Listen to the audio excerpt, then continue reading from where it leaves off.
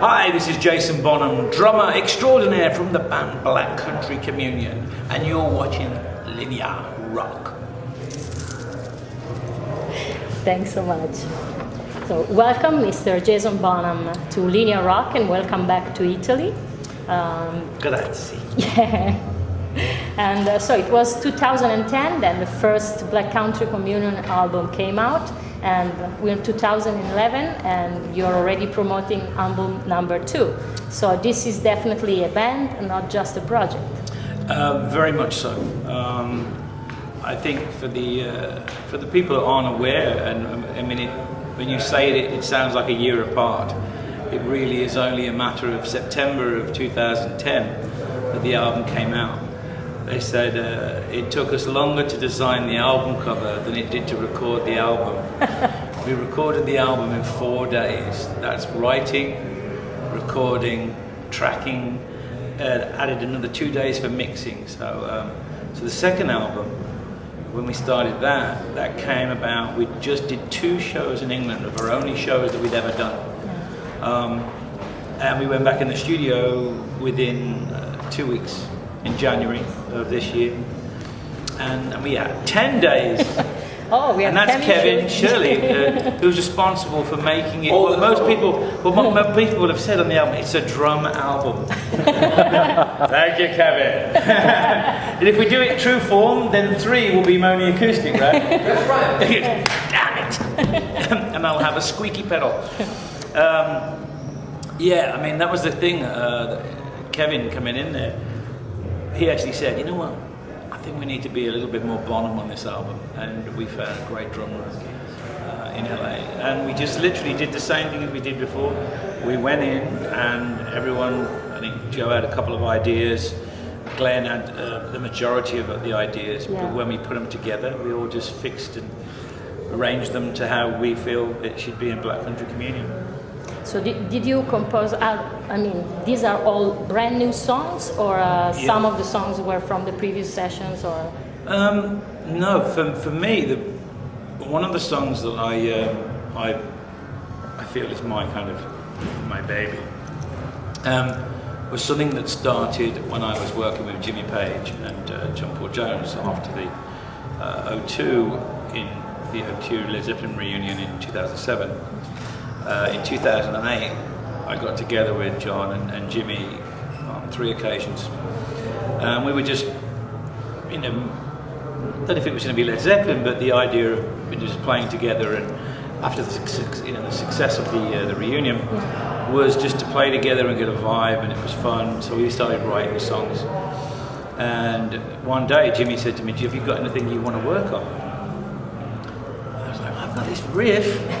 So, but it never got finished. So what was nice was one of the days when we would come to a point of what we're going to do next in the studio, Kevin said, "Do you want to work on Jason's idea?" And so I played him the demo, which I have, which is with Jimmy and John Paul on it, and all it was a riff. It was 5 minutes of one down, down, down, down, down, down. Just what song is that? Save Me. Okay. So in the end, and then Kevin came up with the intro kind of part, and then Derek wrote the chords for the chorus, and then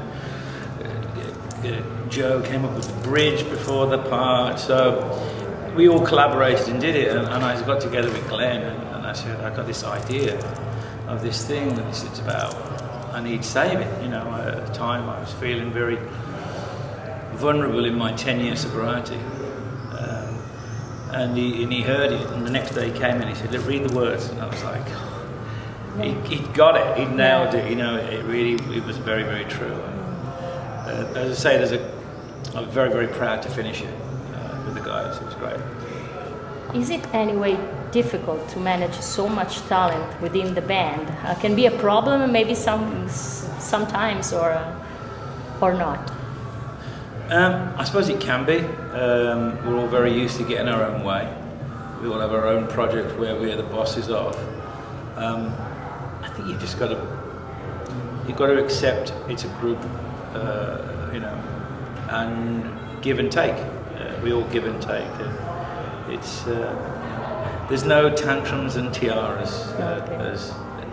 We try and keep it as I think each of us are honest enough to actually say, hey, calm down, you know, or get off your high horse, you know, about a bit of reality. We're not, you know, we just enjoy the ride. We like to play. This part of it and the whole showmanship and trying to be cool and you know, I feel cool when I'm playing the drums and you know, that's the best thing. Do you think you will continue this routine of album tour? I mean, that's pretty old-fashioned, actually. Yeah, we're an old-fashioned kind of guy. Well, it all depends. I mean, a lot of the time is the amount of time that Joe obviously works with his schedule. But I would say, yeah, I mean, we work now till the end of August, then we will go back to do our own things again. I would say we will record Black Country Communion 3 by the end of next year and see what happens. 3. Great. That's what we gotta say. And there will be a squeaky pedal in that album and lots of mandolin and everything else. He's very talentless. I mean, we let him put his name as a producer on it, but really, we just felt sorry for him. He's in a sense the fifth member of the band. We say that so it's cheaper. If we didn't say that, he'd want more money. Okay. That's the trick. Yeah, okay. We wanted to keep the band hip and up to date, so we said if we had a gay member, it opens up a whole following. So it's, yeah, represent. So Glenn was a friend of your father. Which is the first memory that you have of Glenn at home when you were a little bambino? Well, I don't remember. I don't remember him at all. There was that many people that used to come around the house that I used to have to perform for when I was a kid. I mean, Glenn tells about the stories from when I was. He said he met me when I was 2. 1968. That's a little early for me. I mean, and some of the other people I played drums for, I only vividly. It wasn't until I got to about 9 or 10 that I remember when Jeff Beck came round, or when Paul Rodgers and Bad Company came round, and Bevan or Wood. But obviously, I knew when I got older. I knew of Glenn and the relationship. My mum had spoken about Glenn. Of course, Trapeze was a band that my dad liked. So yeah, I mean, it's still nice for me. I get to hear other stories about Dad. You know, a lot of the times I only know Dad as Dad. As I got older, and because he's gone, because we lost him so young, I get to hear the other sides of Dad, which not many sons get to hear. You know, not many sons know the dark side of your father. You know, but we all think, if we're that way, we must have got it from somewhere. So, for me, yeah, I cherish all the stories that he will tell me about times that my dad walked on stage and put a gun in his back and walked him off stage. Crazy times, guys. Crazy 70s. Don't mix your drugs, that's what I say. And how much is the name Bonham difficult to live up to as a drummer? Drummer or auctioneer, I think you'd have a tough time. Well, it's one of those things I was trying to say to somebody else, you know, how do you deal with that? Well, you kind of embrace it. It's because no matter what, no matter whether you suddenly can produce platinum diamonds coming out the end of your fingers that dazzle and you invent the whole new wheel, you're still John Bonham's son. So it just makes you strive a little bit harder in some ways, not to be mediocre, because great, sometimes to try and be great in the person's eye is not enough, because they already put you here, so you've got to be above here. Yeah. You know, they already think, okay, he's going to be good. So if you suck, they really, you know, you've got to be on your game. You've got to really try, and you can't fake it. as Dad always said, don't try and pretend to be this person. I love this, I love that.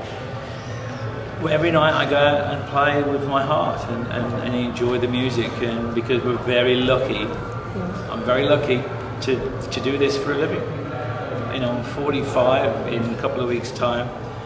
I just said I remember saying when I was 19, I'll do it for as long as I can while it pays the bills, and then I'll get a real job. What am I gonna do? I drive Lamborghinis and have expensive tastes. Okay, so end of July you planned 4 shows at the O2 Academy in London. Is there any plans to record maybe a live DVD there, and can we expect any special guests in London in these shows? I am. When? End of July, 4 shows at O2 Academy in London. No. That's what I read. No, we're not doing 4 nights in London, are we? The end of July? I saw the schedule, so. No. Nights in London? I don't know. Yeah. Okay, so no so. special plans. The colour of spring up there, What? The colour of spring, top. Yeah. I put it on for it, yeah. Yeah. Yes. Me and Kevin love the band Talk. Yeah. Okay. We've been, refining Glenn's listening taste to some of the Right. finer bits of No, music. we're not doing that. We've given up on that. Yeah, that's true. We can't play Iron Maiden. We don't play reggae. Yeah, I'll do it in a minute. I'll watch him run out. I'll put Maiden on and then Bob Marley.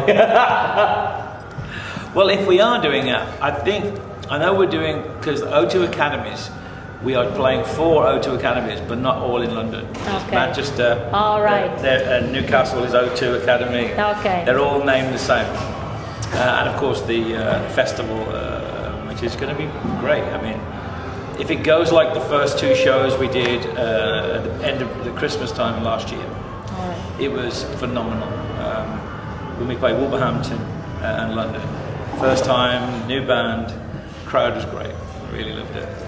Last time you played O2, it was the Arena with Led Zeppelin in 2007, and Yes. which is the memory that you have by your heart of that night, and which was the last thing you did before going on stage? Do you remember which was your last The thought? last thing I did before I went on stage was try to swallow. I remember thinking to myself,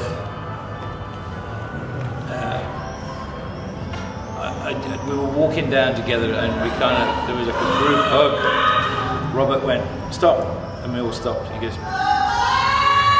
listen, let's just enjoy it. It's for one night. Yeah. Just Yeah. enjoy it. Let's have fun. Yeah. And he just went, all right? And I went, yeah. It's like, and then as we're walking down, and I'm replaying it, as I tell you this now, I can see it so clearly. Came down the corridor, as we turned to the left, I saw the house lights go out.